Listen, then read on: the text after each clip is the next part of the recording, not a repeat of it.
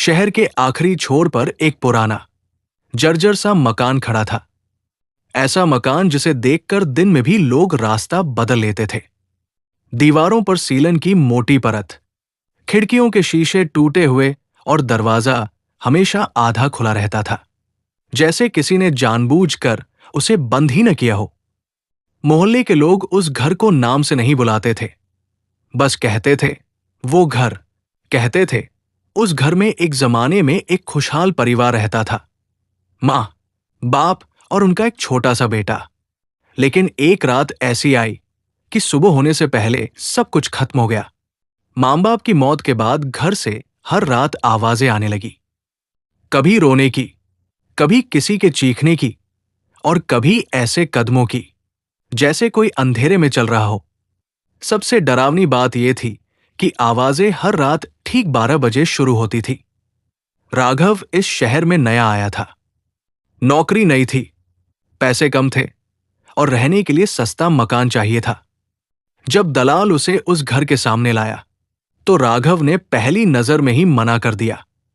लेकिन जब किराया सुना तो उसका दिल डगमगा गया। दलाल ने बस इतना कहा, लोग अफवाहें फैलाते हैं साहब, घर बिल्कुल ठीक है। राघव ने ज्यादा सवाल नहीं किए। उसे क्या पता था कि सवाल न करना उसकी जिंदगी की सबसे बड़ी भूल बनने वाली है। पहली रात घर में अजीब सी खामोशी थी, ऐसी खामोशी जो कानों में चुभती है। हवा भी जैसे डर के मारे चलना भूल गई हो। राघव ने सोचा कि थकान की वजह से उसे ऐसा लग रहा है। उसने लाइट बंद की और सोने की कोशिश की। ठीक 12 बजे धड़, ऊपर की मंजिल से कुछ गिरने की आवाज आई। राघव की आंख खुल गई। उसने घड़ी देखी, 12 बजे थे। दिल तेज धड़कने लगा। उसने खुद को समझाया कि शायद चूहे होंगे या पुरानी छत की लकड़ी। लेकिन फिर मां, एक धीमी टूटी हुई आवाज घर के अंदर गूंजी। राघव बिस्तर पर सीधा बैठ गया। आवाज किसी बच्चे की थी। ये मेरा वहम है, उसने खुद से कहा। लेकिन आवाज दोबारा आई, इस बार ज्यादा पास से, जैसे कोई उसी घर में खड़ा हो। अगले दिन राघव ने पड़ोस की एक बूढ़ी औरत से बात की। उसकी आंखों में डर आज भी जिंदा था। उसने धीरे से कहा, तुम उस घर में मत रहा करो बेटा, उस रात के बाद से वहां चैन नहीं है। राघव ने जब जोर देकर पूछा तो बूढ़ी औरत ने कांपती आवाज में बताया कि उस घर में रहने वाले मां बाप एक रात अचानक मर गए थे। उनका बेटा उस दिन घर में नहीं था। सुबह पड़ोसियों ने पुलिस को बुलाया, लेकिन घर के अंदर का मंजर देखकर कोई दोबारा उस घर में नहीं घुसा। सबसे अजीब बात यह थी कि उसके बाद से हर किराएदार कुछ दिनों में घर छोड़कर भाग गया। किसी ने कहा रात में किसी के रोने की आवाज आती है, किसी ने कहा कोई उसके नाम से पुकारता है। राघव ने ये सब सुनकर भी खुद को मजबूत रखा। लेकिन उसी रात जब वो सोया तो उसने महसूस किया कि कोई उसके कमरे में चल रहा है।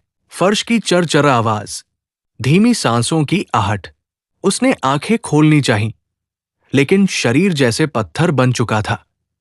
तभी उसके कान में किसी ने फुसफुसाकर कहा, तुम भी यही रहोगे।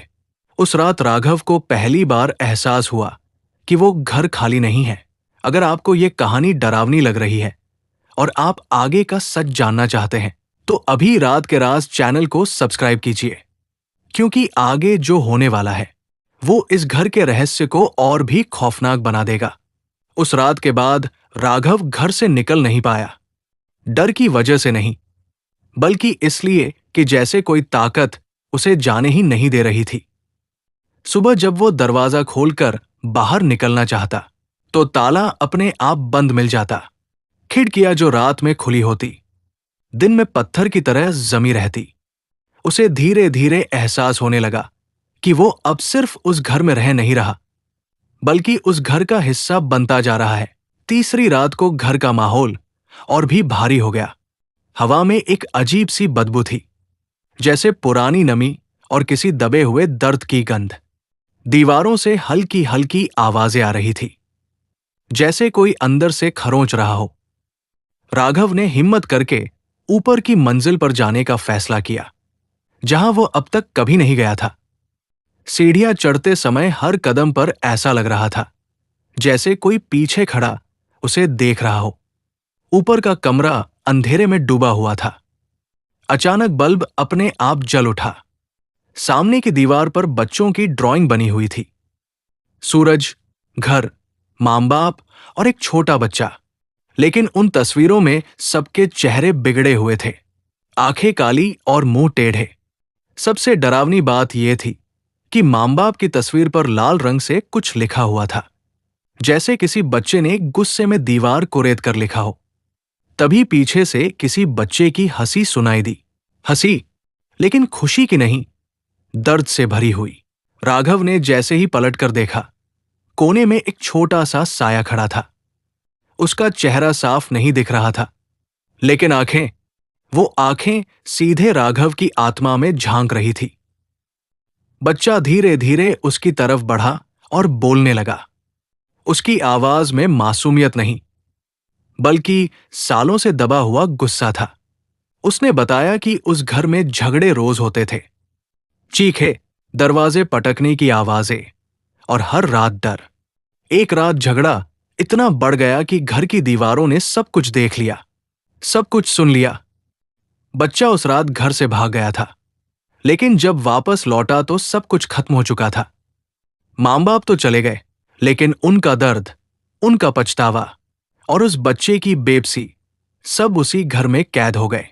बच्चे ने रोते हुए कहा कि उसने कई बार लोगों को चेतावनी दी, आवाजें की, रोया, चिल्लाया, लेकिन कोई नहीं समझा। जो भी उस घर में रहने आया, वो या तो डरकर भाग गया या धीरे धीरे पागल हो गया। अचानक दीवारों से चीखों की आवाज आने लगी। ऐसा लग रहा था जैसे पूरा घर सांस ले रहा हो। राघव के सिर में तेज दर्द होने लगा। उसे लगा जैसे उसकी यादें भी उस घर की यादों में मिलती जा रही हैं। तभी बच्चे ने उसके कान में कहा, अब तुम मेरी कहानी दुनिया को सुनाओगे या यही मेरे साथ रहोगे? राघव समझ गया कि ये सिर्फ एक भूतिया घर नहीं था, बल्कि एक ऐसा कैदखाना था जहां दर्द मरता नहीं, बस नए लोगों को ढूंढता है। उस रात घर की दीवारों से खून नहीं टपका, लेकिन राघव की रूह कांप गई, क्योंकि उसने महसूस किया अब घर ने उसे स्वीकार कर लिया है। उस रात के बाद राघव को नींद आना लगभग बंद हो गया था। दिन और रात का फर्क मिट चुका था। घर के अंदर समय जैसे रुक गया हो। घड़ी की सुइयां चलती तो थी, लेकिन बाहर की दुनिया से उसका कोई रिश्ता नहीं रह गया था। खिड़की से दिखने वाला आसमान हर समय धुंधला रहता, चाहे सुबह हो या शाम। उसे लगने लगा था कि वो इस घर के साथ एक अलग ही दुनिया में फंस चुका है। चौथी रात ठीक 12 बजे घर में पहले से कहीं ज्यादा हलचल हुई। दीवारें हल्के से कांपने लगी, जैसे कोई अंदर से बाहर निकलना चाहता हो। राघव के कानों में एक साथ कई आवाजें गूंजने लगी, कभी मां की पुकार, कभी पिता की थकी हुई आवाज और बीच बीच में उसी बच्चे का रोना। लेकिन इस बार रोना डराने वाला नहीं था, बल्कि बेहद उदास और थका हुआ था। राघव को लगा कि अब भागने का कोई रास्ता नहीं है। उसने साहस जुटाया और घर के बीचों बीच खड़े होकर ऊंची आवाज में कहा कि वो सच जानना चाहता है, पूरा सच। उसकी आवाज गूंजते ही घर अचानक शांत हो गया, इतनी गहरी शांति कि उसकी अपनी सांसों की आवाज भी उसे डराने लगी। तभी फर्श पर हल्की रोशनी उभरी और पुराने निशान दिखाई देने लगे। ये निशान उस दर्द की कहानी सुना रहे थे जिसे सालों से कोई सुन नहीं पाया था। घर ने उसे दिखाया कि उस परिवार में सब कुछ बाहर से सामान्य लगता था, लेकिन अंदर ही अंदर डर, गुस्सा और अकेलापन बढ़ता चला गया। उस एक रात के बाद आत्माएं तो शरीर से अलग हो गई, लेकिन उनकी भावनाएं उसी घर में अटक गई। बच्चे की आत्मा सामने आई। इस बार उसका चेहरा पहले जितना डरावना नहीं था। उसकी आंखों में सिर्फ एक सवाल था, क्या कोई उसकी बात सुनेगा? उसने राघव से कहा कि ये घर उन आत्माओं को नहीं छोड़ता जिनकी कहानी अधूरी रह जाती है। जो भी यहां आता है उसे या तो डरा कर भगा दिया जाता है या फिर यादों का बोझ सौंप दिया जाता है। राघव ने कांपती आवाज में वादा किया कि वो इस घर की कहानी दुनिया तक पहुंचाएगा, ताकि कोई और यहां आकर फंसे नहीं। उस वादे के बाद पहली बार घर की दीवारों ने आह भरी, जैसे किसी को राहत मिली हो। हवा हल्की हो गई और खिड़की से बाहर की असली रात दिखाई देने लगी। सुबह जब सूरज निकला, राघव घर के बाहर खड़ा था। दरवाजा बंद था, पूरी तरह बंद, जैसे अब वो कभी खुलेगा ही नहीं। आसपास के लोग हैरान थे कि जो घर सालों से डर का कारण था, वहां से अब कोई आवाज नहीं आ रही थी। लेकिन कहानी यही खत्म नहीं होती। कुछ महीनों बाद जब एक नई फैमिली ने उस घर को फिर से खोलने की कोशिश की, तो पहली ही रात ठीक 12 बजे एक हल्की सी आवाज आई, अगर डर लग रहा है तो यहां मत रहो। शायद आत्माएं चली गई थी, या शायद घर अब भी इंतजार कर रहा था किसी और कहानीकार का। कुछ घर सिर्फ ईंट और दीवारों से नहीं बनते, कुछ घर यादों से बनते हैं, दर्द से और उन आवाजों से जो कभी सुनी नहीं गई। और जिस घर में मां बाप की कहानी अधूरी रह जाए, वहां रातें कभी पूरी तरह खामोश नहीं होती।